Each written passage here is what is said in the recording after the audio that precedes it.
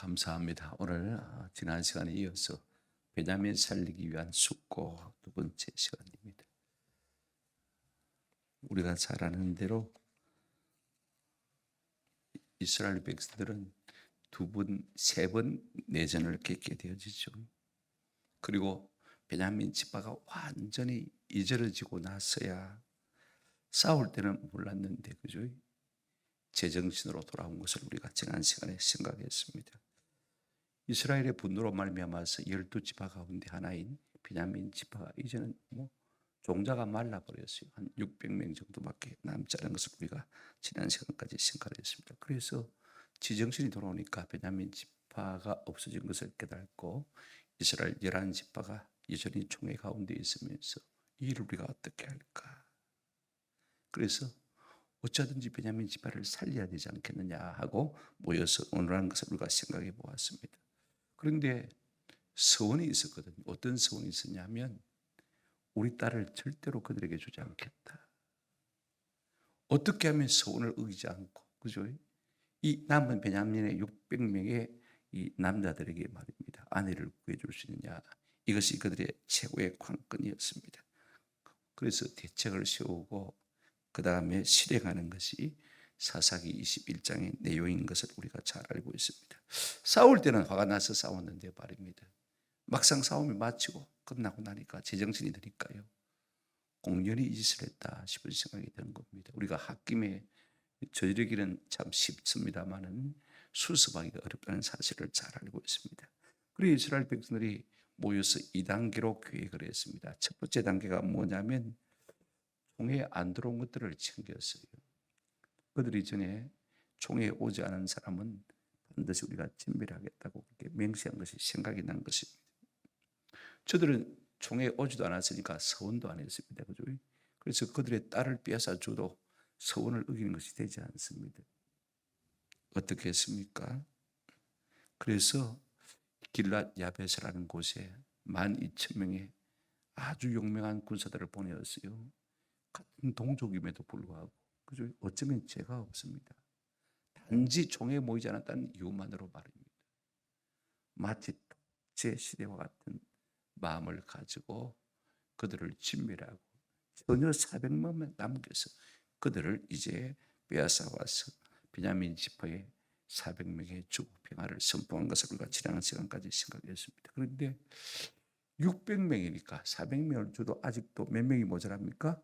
200명이 모자라지 않습니까? 그래서 그 200명을 또 어떻게 아내를 구해 주실 것인가 하는 것 방책을 내는 것이 오늘 우리가 읽은 본문의 말씀입니다. 베냐민 살리기 2차 작전이라 이렇게 이름 지을 수가 있을 것 같아요. 그래서 이스라엘 장로들이 계책을 냈습니다. 마침 초막절이 다가오고 마침 실로에서 이제 하나님의 성막이 있는 곳이죠. 그곳에서 이제 처녀아이들이 나와서 춤을 출 테니까 너희들이 포도밭에 다 숨어 있다가 아직도 200명이 아내를 구하지 못했거든요. 너 마음에 드는 다 보고 있다가 그죠? 지켜보고 있다가 째려보고 있다가 마음에 들거든 딱 고삼을 해가지고 가서 내다 도망을 쳐서 너 아내로 삼아서 살아라라고 말하는 것을 볼 수가 있습니다. 그 부모들이 와서 우리한테 항의를 하면 우리가 뒷 문제는 잘 수습하겠으니까 너희는 그렇게 잘 해봐라. 그렇게 신신당부라는 내용이 오늘 우리가 읽은 본문의 말씀입니다.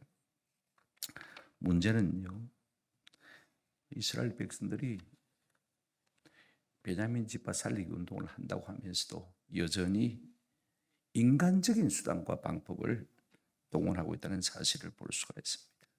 보십시오. 서원도 어기지 아니하고 베냐민 지파들 사람들에게 아내를 구해줄 수 있으니까 어떻게 생각하면 참 머리가 좋다 싶은 생각이 들어요. 그러나 한 가지 결점이 있습니다. 하나님 앞에 묻거나 하나님 앞에 답을 받아 일한 것이 하나도 없다는 사실인 것입니다. 기도가 없다는 사실이 문제지요. 그래서 사사기 저자가 내린 결론이 무엇이냐? 25절 사사기에 계속해서 메아리처럼 울려 퍼지고 있는 귀한 요절 아닙니까? 그때 이스라엘에 뭐가 없으므로 왕이 없으므로 사람이 각기 자기의 소견에 옳은 대로 행하였더라. 이제 목적은 참 선하지만은요, 방법이 좀 뭔가 이상한, 그죠? 그들의 우리가 양태를 좀 살펴보면서 교훈과 도전을 받았으면 참 좋겠다 싶습니다. 첫 번째로 우리가 이스라엘의 베냐민 살리기 1차 작전에 대해서 우리가 설진하면서 좀 다 잊어버렸을 수 있으니까 한번 정리를 해보십시다. 첫 번째 작전이 무엇입니까? 이스라엘이 이제 총회로 모이는데 한 사람도 나오지 않는 지파가 어디냐 하고 헤아려 보니까요, 딱 답이 나옵니다. 길랏 야베스 지역에서는 한 사람도 총회로 모이지 않았습니다. 우리가 안 나오면 친밀했다고 했는데 마침 잘 된 거예요. 마침 그 생각이 난 겁니다.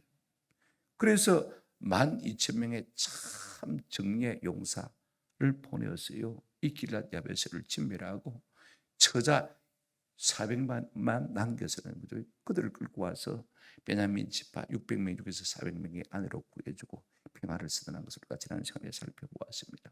여러분 한번 생각해 보십시오. 베냐민을 살리자고 아무 죄 없는 자기 동족을 함부로 진멸하고 그것도 아무 동의 없이 처녀를 끌고 와서 남의 아내로 준다. 이게 여러분 말이 되는 것입니까? 아무리 자기들이 서운을 내서 자기 딸을 주지 못한다 할지라도 하나님 문제가 이만큼 저만큼 진퇴양난이래. 우리가 저질러 놓은 것 우리가 어떻게 할 수가 없네요. 하나님이 지혜를 주십시오.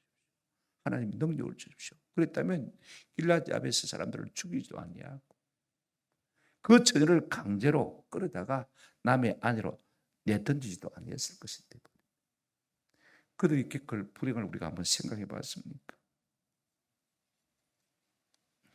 그런데 아직도 몇 명이 모자랍니까? 200명이 모자라는 것을 볼 수가 있습니다. 호라비로 살아야 되는 것이죠. 여러분 아직도 200명이 모자라고 400명만 아내를 구했다면요, 이스라엘 백성이 무슨 수로 번성합니까? 무슨 수로 언제 그 수가 벌어나겠습니까?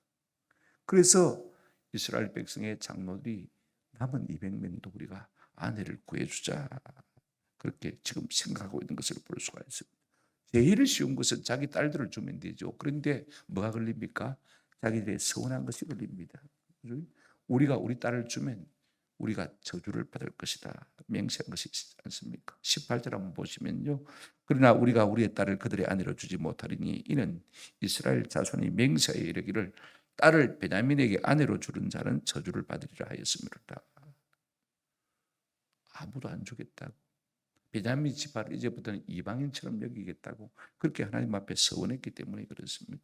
그러니까 여러분 이 딸을 주게 되어지면 하나님 앞에 저주를 받을까 두려워서 못하겠다는 것입니다. 그렇습니다. 100번 옳은 말이죠. 우리가 하나님 앞에 한번 서원했으면요, 몸에 해로울지라도 그 서운한 것을 뭐라고 했습니까? 갚으라고 했습니다. 여러분 우리가 전도서 5장을 보게 되어지면 2절과 4절입니다. 너는 함부로 하나님 앞에서 입을 열지 말며 급한 마음으로 말을 내지 말라. 하나님은 하늘에 계시고 너는 땅에 있습니다. 그런즉 마땅히 말을 막을 것이라 적게 할 것이라. 4절 말씀 우리 한번 같이 읽겠습니다. 시작. 내가 하나님께 서운하였거든 갚기를 더디게 하지 말라. 하나님은 우매한 자를 기뻐하지 아니하시나니 서운한 것을 갚으라. 우리가 자꾸 서운하고도 여러분 더디 자꾸 미루는 것도 하나님 앞에 죄라고 말씀하고 있는 것을 볼 수가 있습니다. 여러분 그러면 어떻게 되겠습니까? 베냐민은 살려야 되겠고 우리 딸들은 줄 수 없고 그러면 진퇴양난 아닙니까? 하나님 우리가 이렇게 서운했는데 베냐민을 살리려면 우리가 어떻게 되겠습니까? 마땅히 하나님 앞에 묻고 도움을 구하고 하나님의 뜻을 추구하는 것이 하나님의 교회, 성도, 백성들이 할 일이 아니겠습니까? 그래서 그들은 기도하지 않은 결과 우승급한 대로요, 조개에 나오지 않은 길랏 야베스 사람들을 진멸하고 거기서 저가 400명을 끌어다가 베냐민 지파들에게 안겨준 것을 우리가 볼 수가 있습니다. 200명이나 여전히 부족합니다. 여러분 인간적인 계책은요 아무리 용을 써도 늘 부족하게 되어 있습니다. 늘 완벽하지를 못합니다. 늘 모자람이 있기 마련인 것입니다. 14절 15절 우리가 지난 시간에 생각했습니다만 그때 베냐민이 돌아온지라 이에 이스라엘 사람이 야베스 길랏 여자들이 중에서 살려둔 여자들을 그들에게 주었으나 아직도 뭐하다고 했습니까? 부족하다. 우리가 아무리 날고 기고 뛰어도요, 내 생각대로 하는 것은요 항상 차고 넘칠 수가 없어요. 여호와는 나의 목자시니 내가 뭐함이 없으리로다, 부족함이 없으리로다. 다윗의 고백이 이거 뭐 그럴까? 우리 좀 그렇게 생각합니다. 그죠? 그러나 내 생각대로 사는 사람은 항상 그럴 수밖에 없어요. 그러나 전적으로 하나님을 의지하고 하나님께 묻고 하나님의 뜻을 따라 음성을 받고 살아가는 사람들은요 날마다 그렇게 고백할 수밖에 없는 것입니다. 여호와는 나의 목자시니 내가 마음이 없으리로다, 부족함이 없으리로다. 벌로 그와 같은 삶이 다윗에게 주신 것을 결단코 하는 것입니다. 어린아이처럼 하나님의 뜻을 묻고 의지하고 그 하나님의 선한 손의 도우심을 사모하며 살았기 때문에 그와 같은 하나님의 풍성한 공급을 맛보며 누릴 수가 있었던 것입니다. 왜 인간적인 계책이 항상 부족합니까? 이걸 우리가 좀 생각할 필요가 있을 것 같아요. 예나 지금이나 사람들은요 행동의 가치를 우선적으로 추구합니다. 아무것도 안 하는 것보다는 하는 것이 낫다. 그죠? 그래서 일단 저질고 보자. 이게 행동주의 심리학 아닙니까? 그래서 무엇인가 저지르는 사람을 참 좋아합니다. 오늘날 모든 기업 경영도 액션입니다. 행동하는 사람을 찾습니다. MBA를 하버드를 나와도요 받지 않습니다. 왜? 생각만 하지 행동에 옮기지 않기 때문에. 이런 피해인들이 현대인에 있는 것은 사실입니다만 그럼에도 불구하고 행동이 우선이 아닙니다. 이게 참 중요한 거예요. 성도는 행동하기 전에 뭐 해야 됩니까? 먼저 뭐 해야 됩니까? 기도해야 됩니다. 작은 일이면 작은 일일수록, 큰 일이면 큰 일일수록. 저도 우리 성령 읽기 수련회 장소 가는데 하나님의 인도를 구하고 한 2주 동안 계속 인도를 이남전도에 강사 초청하는 것도요 하나님 앞에 계속 인도를 구하고 하나님이 맡겨줘야 하겠다고 늘 그런 생각을 제가 갖고 있어요. 뭐든지 뭐 제 생각대로 저지를 것 하나도 없습니다. 적극적으로 저질러 버리는 것은 없습니다. 하나님이 응답을 줄 때까지 기다리는 거.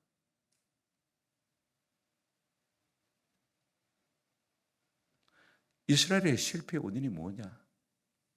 하나님께 묻지 않고 하나님의 뜻을 구하지 않고 막 저질러 버리는 것입니다. 감성대로. 여러분, 첩을 잃어버린 이 뇌인의 그 반세포적인 행동, 하나님께서 이 사건을 통해서 내게 주시려고 하는 교훈이 무엇인가를 하나님께 물었더라면 자기 첩의 시체를 토막내어서 12지파에게 보내지 않았을 것입니다. 12지파에게 보내지 않았더라면 피비린내 나는 동족 상전에 1차, 2차, 3차 내전은 없었을 것입니다. 오늘 우리는 행동주의의 매력을 느끼는 것을 볼 수가 있습니다. 성도는 참 조심해야 됩니다. 행동하기 전에 뭐 해야 된다고요? 기도해야 돼요. 하나님의 뜻을 구해야 하는 것입니다. 우리가 하나님의 말씀을 구하지 않고 행동하면 그것이 뭐 괜찮은 성과를 내는 것 같지만요 그렇지 않습니다. 항상 모자를 부리는 것입니다. 시편 119편 165절 말씀 여러분 여호라고 그랬죠? 같이 한번 여호보십시다. 시작. 주의 법을 사랑하는 자에게는 큰 평안이 있다니 장애물이 없어요. 그들에게 장애물이 없어요. 하나님의 뜻을 구하고 하나님의 뜻을 사랑하고 그죠? 그 뜻을 의지하며 살아가는 사람은 뭐가 없다고 했습니까? 장애물이 없다고 했습니다. 어떤 평안이 있다고 했습니까? 큰 평안이 있다고 했습니다. 우리가 행동하기 전에 하나님의 뜻을 묻고 그분의 뜻을 따라 응답을 받아 살아가는 저와 여러분 되시기를 주님의 이름으로 축원합니다. 두 번째로 여러분과 그러면 이스라엘 백성들이 이 베냐민 지파를 살리기 위해서 추구한 작전이 두 번째 작전이 뭐냐 하는 것입니다. 한마디로 말하자면 보쌈 작전입니다. 보쌈 작전. 주막절에 실록 성막에서 춤추는 자를 지켜보다가 숨어서 가만히 유심히 지켜보고 있다가 딱 찍어놨다가 그죠? 딱 기회가 되면 가서 덮쳐 엎고 36개 주랭랑을 지라는 것입니다. 그리고 데려가서 살라라고 말인 것입니다. 이것이 2차 베냐민 살리기 작전의 내용입니다. 왜? 우리가 주지 않기로 맹세했으니까. 강제로 빼앗아가는 것이 어떻겠냐? 내가 준 것도 아니고 뺏겼으니까. 또 이것이 이제 장로들이 지은 두 번째 계략에 속한 것을 볼 수가 있습니다. 장로들의 계책을 한번 살펴볼까요? 19절 한번 보시기 바랍니다. 또 이르되 보라 베델 북쪽 르보나 남쪽 베델에서 세겜으로 올라가는 큰 길 동쪽 실로에 매년 여호와의 명절이 있도다 하고, 이 보라라는 말은요 뭔가 기발한 아이디어가 떠올랐을 때 쓰는 말입니다. 그죠? 그러면 그렇지 생각이 딱 났는데 200명이 모자라서 우리가 고민하고 있는데 어떤 생각이 든 것입니까? 초막절이 다가오고 초막절이 되면 그 실로에 있는 아가씨들이 나와서 춤을 추는데, 그때 이 200명의 베냐민 지파들이 나와서 딱 지켜보고 있다. 그들을 보상하며 가면 되겠네. 와, 이때 이런 아이디어가 생각나더니 우리도 참 대단하다. 아마 스스로 자기를 대결하게 생겼을 것 같아요. 언제 어디서 어떻게 무엇을 왜 이와 같은 일을 하라고 하는지 한번 우리가 좀 살펴보십시다. 무엇을 언제 어디서 무엇을 할 것인가. 19절 보십시오. 또 이르되 보라 베델 북쪽 르보나 남쪽 베델에서 세겜으로 올라간 큰 길 동쪽 실로에 매년 여호와의 뭐가 있다고요? 명절이 있도다. 자, 언제 일을 해야 될지 알려줍니다. 언제입니까? 여호와의 뭐가 있다고 했습니까? 명절입니다. 그죠? 춤을 추고 하는 명절은 초막절밖에 없습니다. 그리고 숨어 있으려면 어떻게 됩니까? 포도나무에 능굴이 다 떨어지면 안 되겠죠. 그죠? 아직도 능굴이 좀 있어야 가려지지 않습니까? 그죠? 그러니까 초막절 9월 절기 때밖에 없을 것 같다 싶은 생각을 하게 되었습니까? 어디입니까? 하나님의 성막이 있는 어디요? 실로. 그런데 실로를 소개하는 말이 참 웃깁니다. 한번 보십시오. 또 이르되 보라 베델 북쪽 르보나 남쪽 베델에서 세겜으로 올라가는 큰 길 동쪽. 여러분 실로는 한마디로 이렇게 표현하면 됩니다. 하나님의 성막이 있는 실로. 그죠? 거기에 큰 하나님의 여호와의 명절이 있다. 이렇게 설명하면 될 것인데 어디 동쪽, 어디 남쪽, 어디 북쪽 이야기를 하고 있는 것을 볼 수가 있습니다. 저는 이 이야기를 읽으면서요, 우리를 위해서 이렇게 자세하게 안내하고 있나? 실로가 되어 있는지 그런 생각은 안 들어요. 왜 이야기를 하고 있습니까? 지금 장로들이 베냐민 지파에 하고 있습니다. 뭐를 우리가 생각해 볼 수가 있습니까? 이 베냐민 실로가요, 베냐민 지파에서 그렇게 먼 거리에 떨어져 있지 않습니다. 아주 가까운 거리에 있음에도 불구하고요, 사사시대 이후로 이 베냐민 지파가 그만큼 성막에 올라갔단 말입니까? 안 올라갔단 말입니까? 안 올라가서 길을 모르는 거예요. 우리 교회 다니는 사람 가운데 1년에 한두 번 나오는 사람이 있다면 우리 교회가 맹륜동역에 내려야 되냐, 온천장역에 내려야 되냐, 부산대역에 내려야 되는지 헷갈립니다. 1년에 한 번씩 나온다면요, 그죠? 안 그렇겠습니까? 어디더라? 3번 출구로 나가야 되나 4번 출구로 나가야 되냐, 아마 헷갈릴 것 같아요. 하도 이 베냐민 지파가 성막에 올라가지 않았습니까? 보십시오. 베델 북쪽에 있다. 르보나 남쪽에 있다. 그 다음에 세겜으로 올라간 큰 길 동쪽에 있다. 실로가요. 하나님의 성막이 그곳에 있다. 참 여러분 한번 생각해 보십시오. 얼마나 베냐민 지파 사람들이 성막과 관심이 없고 3대 절기는 꼭 올라가야 되잖아요. 3대 절기를 지키지 않았으면 이렇게 실로의 위치까지 다 기록을 상세하게 해주었을까 싶은 생각을 하게 되었습니다. 왜? 장소를 몰라서 자세한 약도까지 그려주고 있는 것입니까? 그만큼 베냐민 지파가 하나님과 멀어져 있던 것이 아닌가 하는 생각을 우리가 할 수 있게 되는 것입니다. 성막에 안 올라가니까 말씀을 모르니까 당연히 뭐 하지 못합니까? 기도하지 않는 것이죠. 그러니까 자기 정욕대로 살다가 완전히 이르진 것 아닙니까? 뭐 이스라엘 사람이라고 해서 뵐 수 있었겠습니까? 여러분 레위인조차도 첩을 취하고 그 레위인의 첩이 돼가지고 말입니다. 또 업행하고 기본 사람들은 동성애를 하고 그러다가 집단 성폭행을 하게 되죠. 그래 첩이 죽으니까 시체를 도망내서 12지파에게 보냈고 12지파는 모여가지고 어째 이런 일이 우리 가운데 있을까 하고 하나님 앞에 회개하고 자복하고 우리의 죄가 무엇인지를 고백하면서 하나님 앞에 이 방도를 어떻게 해결해야 될지를 갖다가 도움을 구했더라면 참 좋았을 텐데 그런 거 없이 모이기만 모여가지고 욱샤욱샤 하다가 그죠? 한 지파를 갖다가 완전히 아작을 내버린 것을 우리가 볼 수가 있습니다. 이게 교회의 모습이 아니라고 말인 것입니다. 그 속에 말씀이 없고 기도가 없으니까요. 결국은 자기 생각대로 뭐 하더라? 행동하고 살더라. 자기 감정대로 느낌대로 살더라는 것입니다. 그러다가 1차, 2차에 이스라엘 지파가 40만이나 나갔는데 4만이나 죽어서 떡사발이 안 되었습니다. 그제서야 하나님 앞에 울며 불며 회개하고 그죠? 번제와 화목제를 드리고 하나님께서 올라가라고 했습니다. 그 올라갔더니 이제 베냐민 지파를 갖다가 아작내버린 것을 볼 수가 있습니다. 그렇게 하고 보니까 우리가 해도 너무 심했다 싶은 생각이 듭니다. 그래서 이제 뭐 하는 것입니까? 베냐민 지파 살리기 운동을 하는 것을 볼 수가 있습니다. 무슨 이야기 가운데 있는 것입니까? 이스라엘 백성이나 장로들이나 레위인이나 각기 다 사람들이 자기 생각대로 살더라는 것입니다. 20절 22절 한번 보십시오. 가서 무엇을 어떻게 하라고 말하고 있습니까? 베냐민 자손에게 명령하여 이르되 가서 포도원에 숨어 보다가 실로에 여자들이 춤을 추려 나오거든 너희는 포도원에서 나와서 실로의 딸 중에서 각각 하나를 붙들어 가지고 자기 아내로 삼아 베냐민 땅으로 가라 그랬습니다. 성경에는 그냥 20절에 보면 명령했다 그렇게 말하고 있지만 오늘은요 명령한다는 단어를 두 번이나 겹쳐 쓰고 있는 것을 볼 수가 있습니다. 한번 따라합시다. 신신당부한데 도둑질도 손발이 맞아야 할 거 아니냐. 잘 들어라. 잘 들어라. 이스라엘 장로들이 지금요 20절에 명령하여 이르되 그랬습니다만은요 명령하여 이르다 말은 명령하고 또 명령하고 그러면 겹쳐서 말하고 있는 것이니까 그죠? 신신당부하는 것이죠. 그죠? 왜 신신당부하느냐? 도둑질을 해도 손발이 맞아 해물까 아이가 이놈들아. 잘 들어라. 똑똑히 듣고 잘해봐라.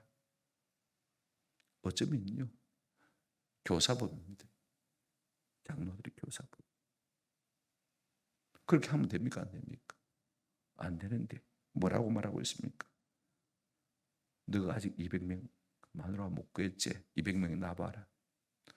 실로에 가면은 초막절 잔치에 춤을 추지 않냐. 포도원에 숨어가지고 잘 지켜보고 있다가 그치? 그때 너그 마음에 드는 거 딱 찍었다가 여기 딱 하고 쫓아가가지고 잽싸게 막 걸쳐매고 튀어 도망가라. 지금 그 이야기를 하고 있는 것을 볼 수가 있습니다. 인신납치죠. 그렇죠? 그러면 사후의 책임은 누가 질 것이냐? 22절 한번 보시기 바랍니다. 만일 그의 아버지나 오라버니 형제를 말하죠. 와서 우리에게 시비하면 우리가 그에게 말하기를 정하건대 너희는 우리에게 은혜를 베풀어 그들을 우리에게 줄지니라. 이는 우리가 전쟁할 때 각 사람을 위하여 그의 아내를 얻어주지 못하였고 너희가 자의로 그들에게 준 것이 아니니 너희에게 죄가 없을 것임이라 하겠노라 하며 그랬습니다. 들어보니까 너가 시켰다며. 그러면 아버지하고 그죠? 오빠들하고 찾아와서 장로한테 난리 날 거 아닙니까? 그죠? 내놔라봐. 안 된다. 우리는 절대 못 준다. 제발 봐도 우리도 전쟁 나면 남의 아가씨 안 뺏어오나. 저들도 살려면 어떻게 할 건데. 우리가 뺏긴 것이지 우리가 준 거 아니니까 저주하고는 아무 상관이 없으니까 우리 얼굴을 봐서라도 제발 봐도 그렇게 우리가 재판할게. 여러분 장로들이 다 재판관 아닙니까? 그죠? 그러니까 베냐민 지파 보고 뭐라 합니까? 뒤처리는 우리가 할 테니까 문제가 생겨도 알아서 눈치 빠르게 잽싸게 어떻게 하라고 했습니까? 보상을 해서 도망가서 튀기라는 거죠. 그러면 우리가 재판관이니까 우리가 너한테 유익하게 재판해 줄 테니까 걱정하지 말라는 거죠. 여러분 베냐민을 살리자고 장로들이 된 계책이 뭐냐면요. 그냥 인신납치하라는 것입니다. 그러면 이게 성경적으로 하나님 앞에 합당합니까? 차라리 제일 쉬운 것은 우리 딸 주면 되죠. 그죠? 그러나 저주받을까 싶어서 그건 못하고 이러지도 못하고 저러지도 못하면 뭐 해야 됩니까? 이런 일들이 우리의 삶 가운데 있을 때 우리가 어떻게 해야 됩니까? 하나님 앞에 기도해야 되지 않습니까? 그런데 오늘 우리가 본문을 보게 되지만요. 그들이 하나님의 뜻을 알기 위해서 기도했다는 말이 하나도 없는 것을 볼 수가 있습니다. 오히려 이 일을 사조하는 것을 볼 수가 있습니다. 그랬더니 베냐민 지파가 어떻게 합니까? 베냐민 지파의 실행을 우리가 한번 살펴보십시다. 23절 베냐민 자손이 그같이 행하여 춤추는 여자들 중에서 자기들의 숫자대로 붙들어 아내로 삼아 자기 집에 돌아가서 성읍들을 건축하고 거기에 거주하였다. 아이가 그거야 쉽지. 우리가 용사인데 그죠? 하나 덮쳐오는 것이야 뭐 내 마누라 덮쳐올 것인데 여러분 무게가 느껴지겠습니까? 하게 그죠? 뭐 돼지 한 마리도 덮치고 올 것인데 뭐 아가씨 한 명이 뭐 덮쳐오는 게야 뭐 얼마든지 안 하겠습니까? 그랬더니요 덥석 그 일을 저질러 버리는 것을 우리가 볼 수가 있습니다. 그래서 뭐 성읍을 건축하고 잘 살았다. 물론 이제 여자들의 입장에서는 뭔지 모르겠습니다. 우리가 관심을 가져야 될 것은 그 납치를 당한 여자들은 마음이 어땠겠느냐, 과연 행복하게 살았겠느냐, 이 물음을 우리가 가지고 한번 고민을 해볼 필요는 있을 것 같습니다만은 그냥 성경은 이것으로 막을 내리고 있는 것을 볼 수가 있습니다. 우리가 언뜻 보기에는요, 이 장로들의 지혜가 번쩍이는 것 같아. 딸은 줄 수 없지. 베냐민은 살리하겠지. 그죠? 그래서 미봉지로 낸 전략이 첫째는 길랏 야벳 사람 죽이고 뺏어주자. 두 번째는 실로에서 초막절 축제 때 춤추는 아가씨들을 딱 봤다가 보쌈에 가서 도망가서 튀겨라. 그럼 우리가 재판할 때 봐줄 테니까 그렇게 해라. 목적은 좋지만은요. 여러분 보십시오. 이것이 하늘로부터 온 신령한 지혜겠습니까? 하나님 주신 지혜 같은 느낌이 듭니까? 그 아가씨들은 여러분 어떻게 되겠습니까? 한번 생각해 보세요. 부모 자식 다 죽은 길랏 야베스 아가씨들은 어떻겠습니까? 실로에 있는 아가씨들이야 부모 형제는 다 안 죽었습니다만은요. 아무 자기 의사는 상관없이 그죠? 그냥 잡혀와서 남의 아내로 평생 고생하며 살아야 된다는 생각을 하면요. 얼마나 분통이 터지겠습니까? 얼마나 행복하게 살았는지 잘 모르겠어요. 지금 장로의 생각은요. 일단 목적이 있으라면 방법은 이랬든 저랬든 상관이 없다는 생각을 갖고 있는 것 같습니다. 누군가 희생양이 필요하기 때문에 그 같은 방법을 저지르는 것을 우리가 볼 수가 있습니다. 사람의 눈으로 보기에는요. 깔끔하게 잘 정리가 된 것 같습니다만 그러나 우리가 성경을 다 놓고 성경을 아는 사람들 아닙니까? 아무리 바라봐도 하나님이 보실 때 합당한 방법은 아닌 것 같아요. 신령한 지혜는 아닌 것 같아요. 그죠? 우리가 한번 생각해 보십시오. 왜 그러면 우리에게 신령한 지혜가 없고 인간적인 미봉책만 우리의 삶 가운데서 삶의 여정 가운데서 자꾸 나타나느냐. 여기 카드 돌려맞고 이 카드 갖고 여기 맞고 저 카드 갖고 저기 맞고 그죠?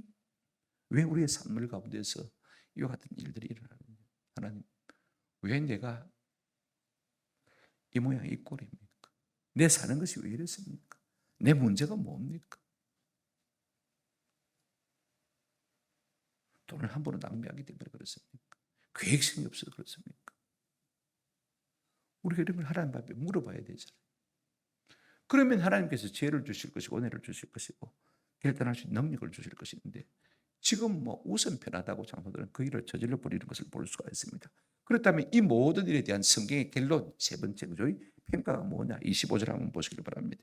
그때 이스라엘의 왕이 없으므로 사람이 각기 소견에 옳은 대로 행하였더라 그랬습니다. 여러분 종이요 주인에게 물어보는 것이 마땅하지 않습니까? 그죠? 신하가 왕에게 물어가면서 국사를 처리하는 것이 마땅한 것입니다. 지 마음대로 처리하는 건 아니지 않습니까? 하나님을 왕으로 삼지 않으니까 이스라엘 백성 가운데 어떤 일이 일어났느냐? 결국은요 자기 생각대로 사는 것입니다. 경상도 말로 표준말은 절대 아닙니다. 아무리 사전에 찾아봐도 쪼들리는 말에 대한 해석이 안 나옵니다. 그죠? 경상도 사람들은 다 알아듣습니다. 이스라엘에 왕이 없었다는 의미를 우리가 한번 생각해 보십시다. 우리가 사무엘상 8장을 보게 되어지면 이제 마지막 사사가 사무엘 아닙니까? 그죠? 그가 이제 나이가 늙어서 그 아들들을 갖다가 사사직에 물려주는 것을 볼 수가 있습니다. 사사는 세습이 아닌데도 할 만한 사람이 없으니까 누군가 지도자는 있어야겠고 자기 세 아들에게 사사직을 물려주었더니 말입니다. 이것들이 엉망입니다. 전혀 사무엘을 닮지를 못했어요. 그러니까 이스라엘 백성들의 원성이 막 높아가지고 급기야는 이스라엘 백성들이 이 사무엘 선지자에게 와서 뭐라고 말합니까? 우리에게 왕을 달라는 것입니다. 다른 나라들처럼 우리도 왕을 달라는 것입니다. 사무엘의 생각에는 가당치 않은 생각입니다. 도대체 이 백성들이 이런 말을 어떻게 함부로 할 수 있냐? 사람을 바꿔달라는 말이 아닙니다. 그죠? 제도를 바꿔달라는 말인 것입니다. 그래서 하나님 앞에 마음이 언짢아서 기도했더니 여러분 우리가 사무엘상 보십니다. 8장 6절 7절 한번 보십니다.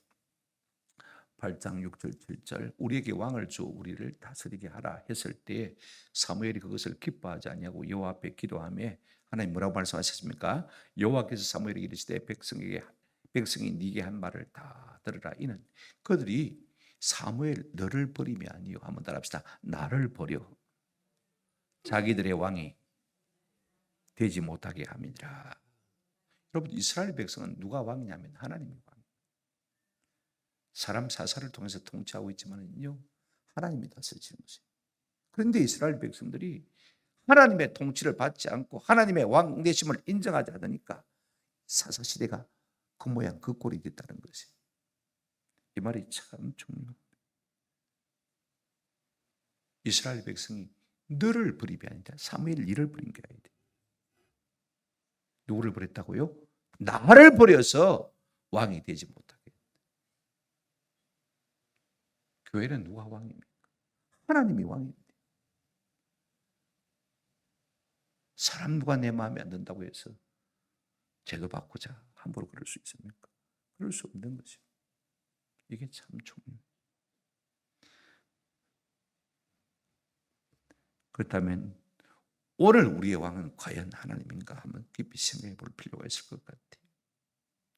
우리가 얼마나 그분의 말씀에 다스림을 받고 살려고 하는지, 얼마나 그분에게 우리가 묻고 답을 받아서 살려고 하는지 우리 자신을 좀 돌아볼 필요가 있을 것 같습니다. 이미 성경이 완성되어 있지 않습니까? 우리를 향하신 하나님의 뜻은 성경에 뭐 거의 100% 완벽하게 드러났다고 해도 과언이 아닙니다. 그죠? 그러면 우리가 성경을 통해서 하나님의 뜻을 묻고, 그죠? 그래도 이해가 안 되면 하나님께 기도해서 답을 얻는 것이 마땅하지 않습니까?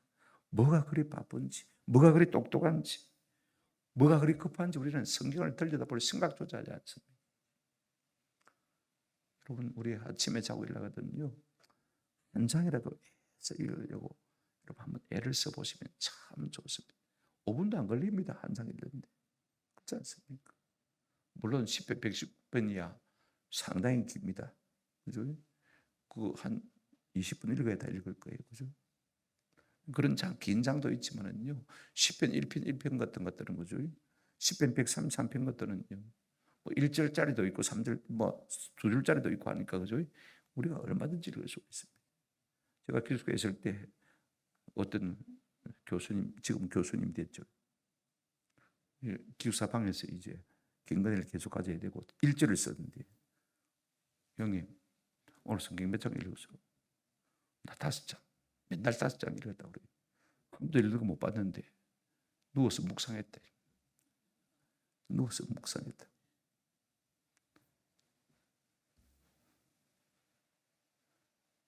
누워서 묵상할 수 있겠지, 그죠? 그래도 뭐 해야 됩니까? 읽은 게 있어야 대책임질 할 거 아닙니까, 그죠? 여러분 우리가 그렇게 하는 것이요 하나님의 왕되심을 말하는 것이라고요 인정하는 것입니다. 말씀을 듣지도 않고 읽지도 않고 하나님의 뜻을 구하지 않으면서도 어떻게 우리가 하나님의 뜻을 구하는 사람이라고 말할 수가 있겠습니까? 그러면 하나님의 뜻을 구하지 않을 때 우리가 하나님의 왕되심을 인정하지 않을 때 우리의 삶 가운데서 일어나는 일들이 어떤 것인가 두 가지만 말씀을 드리려고 합니다. 우리가 사사시대 이제 다음에 우리가 끝나면 룻기를 하고 룻기를 하면 이제 사무엘상으로 이어질 터인데 사무엘상을 우리가 보게 되시면 3장입니다. 3장 1절에 아이 사무엘이 엘리 앞에서 여호와를 섬길 때는 여호와의 말씀이 희귀하여 이상이 흔히 보이지 않았더라. 사사시대 끝이거든요. 그죠? 말기인데 여러분 어떤 일이 있었냐면요. 우리가 하나님의 왕되심을 인정하지 않으니까 하나님이 더 이상 말씀하지 않는 거예요. 네가 언제 내한테 한번 물어보기로 했나? 네가 내 말을 한번 듣고 순종하려고 해봤냐? 나도 입 딱 닫으려는데. 하나님께서 이스라엘 백성 전체를 향해서 입을 닫으신 것을 볼 수가 있어요. 우리 몸으로 둔면부터 말씀하지 않고 이상으로도 말씀하지 않고 꿈으로도 말씀하지 않고 선자를 통해서도 말씀하지 않고 누가 손해게요? 아무 생각 없어요. 우리가 예수를 믿는데도 하나님의 감동이 없이 산다면요. 누가 손해게요? 기도한다고 하는데도 하나님의 응답이 없다면 누가 손해인데요? 내가 손해지. 뭐 때문에 이와 같은 일들이 일어나는 것입니까? 우리가 하나님의 왕되심을 인정하지 않을 때, 내가 그분의 주권을 인정하지 않냐고 내 마음대로 내 생각대로 이 세상의 모든 문제를 해결하고 살아갈 때 하나님은 갈수록 점점 우리에게서 입을 닫으시는 것입니다. 아멘. 이걸 아셔야 돼요. 그래도 내 앞에 이런 일이 있는데, 설인데 시집을 가야 됩니까? 친정을 가야 됩니까? 한 번은 물어봐야 될 거 아닙니까? 언제 갔다 오면 좋겠습니까? 시댁을 먼저 가고 친정을 갈까요? 친정을 먼저 가고 시댁을 갈까요? 한 번 정도는 물어봐야 될 거 아닙니까? 우리는 항상 일상의 모든 것이 몸에 배어 있으니까 그냥 내가 그냥 생각나는 대로 저질러 버려요. 그러다가 막 오면서 가오면서 싸우고 난리가 나고 박이 터지고 그러지 않습니까? 안 묻는단 말입니다. 하나님의 왕되심을 인정하지 않으니까 하나님은 점점 우리에게서 뭐 하십니까? 입을 닫으시고 말씀하지 않는 것입니다. 우리가 성경을 읽으면서 가슴이 뜨거워진 적이 있습니까? 기도하다가 가슴이 뜨거워져서 하나님께서 우리의 허물과 잘못을 깨닫게 해주시고 또 새로운 깨달음을 주시고 감동을 주신 것을 우리가 느끼고 있습니까? 우리가 하나님의 왕되심을 인정하면 수시로 이와 같은 은혜를 하나님이 주실 것입니다. 또 하나 우리가 하나님의 왕되심을 인정하지 않으면 어떤 일이 우리 가운데 일어나는 것입니까? 한번 더 합시다. 하나님의 영광이 떠나갑니다. 이걸 아셔야 돼요. 이스라엘 백성들이 하나님의 말씀에 순종지 않으니까요, 그들이 블레셋과 전쟁이 나서 봇개를 들고 전쟁에 나갔습니다. 봇개를 들고 나갔음에도 불구하고요, 제사장이 비나와서 홈리가 전사하고 그 봇개마저 빼앗겼습니다. 그 소식을 전령이 와서 전해줬을 때 사무엘이 제사장 엘리가 의자에 앉았다가 그 이야기를 듣고는 자빠 넘어져서 죽었어요. 마침 그때 또 비나스의 아내가 뭘 하고 있었습니까? 출산을 하고 있는데 남편이 죽었다는 이야기를 듣고요, 숨을 거두면서 태어날 아이의 이름을 갖다가 이가봇이라고 지었습니다. 이가봇 이렇게 지었습니다. 이러기를 영광이 이스라엘에게서 떠났다 하고 아이 이름을 무엇이라 했다? 이가봇이라고 했다. 가봇이란 말은 영광이란 말이죠. 이란 말은 부정사입니다. 그죠? 이가 앞에 붙거나 로가 앞에 붙거나 알이 앞에 붙으면 부정입니다. 그죠? 영광이 없다는 말입니다. 그죠? 영광이 떠났단 말이죠. 우리가 하나님의 왕되심을 인정하지 않고 살아갈 때 우리의 삶 속에 점점 하나님의 영광이 사라질 것입니다. 이걸 우리가 아셔야 돼요.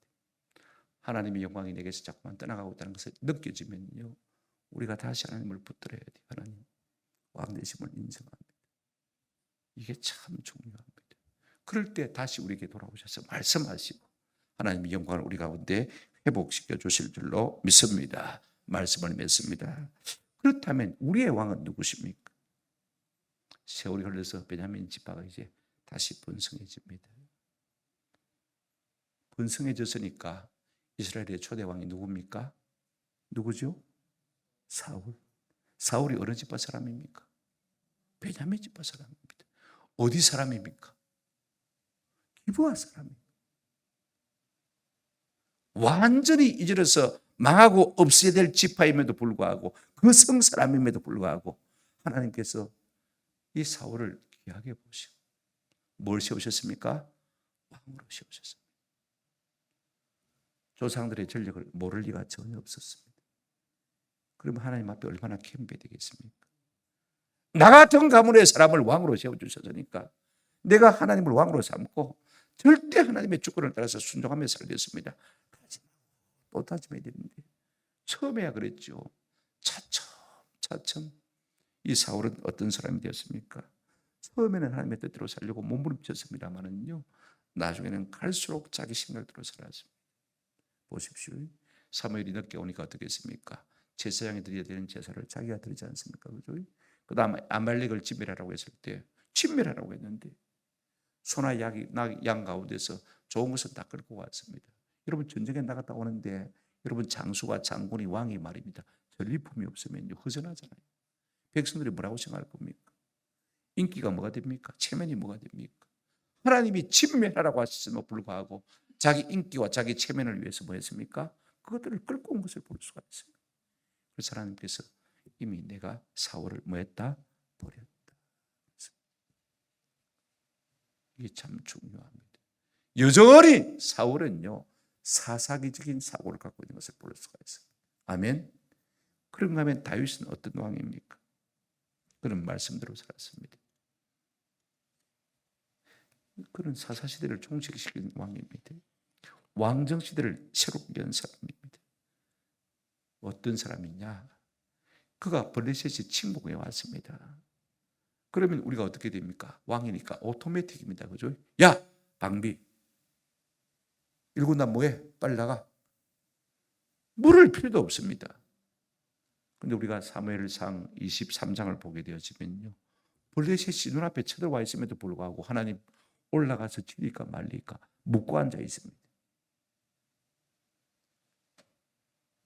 아니 전쟁이 나서 적군이 앞에 코앞에 쳐들어와 있는데도 불구하고 하나님 치니까 말리까 이러고 있는 것이 다윗 왕입니다.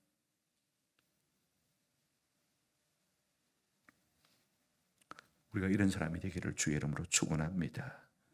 그러니까 하나님께서 다윗을 보고 뭐라 했습니까? 우리가 사도행전 13장 22절에 보게 되어지면 내가 이새의 아들 다윗을 만나니 내 마음에 맞는 사람이라. 내 뜻을 다 이루리라. 전쟁이 나서 적군이 코앞에 쳐들어와 있음에도 불구하고 지가 왕인데 하나님을 왕이라고 하나님께 묻는 거예요. 올라갈까요? 말까요? 명령해 주세요. 이런 무엇이 있으니까 하나님이 다윗을 보고 내 마음에 맞는 사람이라, 맞는 사람이라, 합한 사람이라. 가고 싶다고 해서 행 가버려. 그러는 것이 아니에요. 하나님 갈까요? 말까요? 할까요? 말까요? 하나님의 뜻을 묻고 답하는 그 사람이 하나님의 왕되심을 진정으로 인정하는 사람이요. 그런 사람만이 사사시대를 종식시킬 수가 있는 것입니다. 여러분 다윗이 왕이 되었을 때 하나님의 계를 갖다가 자기 성에 메어 올리지 않습니까? 그때 부른 노래가 시편 24편입니다. 한번 보실까요? 시편 23편 7절부터 10절입니다. 같이 한번 읽어보십시다. 같이 읽겠습니다. 시작. 문들아 너희 머리를 들지어다. 영원한 문들아 들지어다. 영광의 왕이 들어가시리로다. 영광의 왕이 누구시냐? 다윗이 아닙니다. 강하고 능하신 여호와시요 전쟁에 능한 여호와시로다. 지가 왕인데 문들아 열릴지어다. 영광의 문들아 다 열릴지어다. 고개를 들릴지어다. 왕이 들어가신다고 해놓고 자기가 들어갔는데 자기가 왕인데 영광의 왕이 누구시냐? 8절 9절 한번 보십시오. 시작. 문들아 너희 머리를 들지어다. 영원한 문들아 들릴지어다. 영광의 왕이 들어가시리로다. 10절 영광의 왕이 누구시냐? 만군의 여호와께서 곧 영광의 왕이시로다. 할렐루야. 다윗은 자기가 왕이지만 하나님 앞에 어린아이처럼 하나님이 왕이심을 겸손하게 고백하고 있는 것을 볼 수가 있습니다. 이것이야말로 진정한 왕정시대를 연 왕이라는 사실을 우리가 알 수가 있습니다. 누가 왕이라고요? 진짜 왕은요? 하나님이시라는 것입니다. 그러면 우리의 왕은 누구십니까? 한번 합시다. 예수 그리스도. 우리가 그분을 왕으로 인정하고 그분의 마음에, 그분의 말씀에 우리의 눈을 좀 들어 살피고 그분의 말씀에 귀를 기울이고 그분의 원리대로 나 자신, 내 가정, 내 교회, 내 나라를 다스리는 것이 진짜로 하나님 나라를 사는 사람들 아니겠습니까? 그럴 때 만왕의 왕이신 예수님께서 우리의 삶을 책임져 주실 것입니다. 우리가 다윗처럼 살지 아니하면요, 우리 시대 역시 한번 따라합시다. 사사시대입니다. 우리가 다윗처럼 살지 않으면 우리는 사사시대가 될 수밖에 없는 것입니다.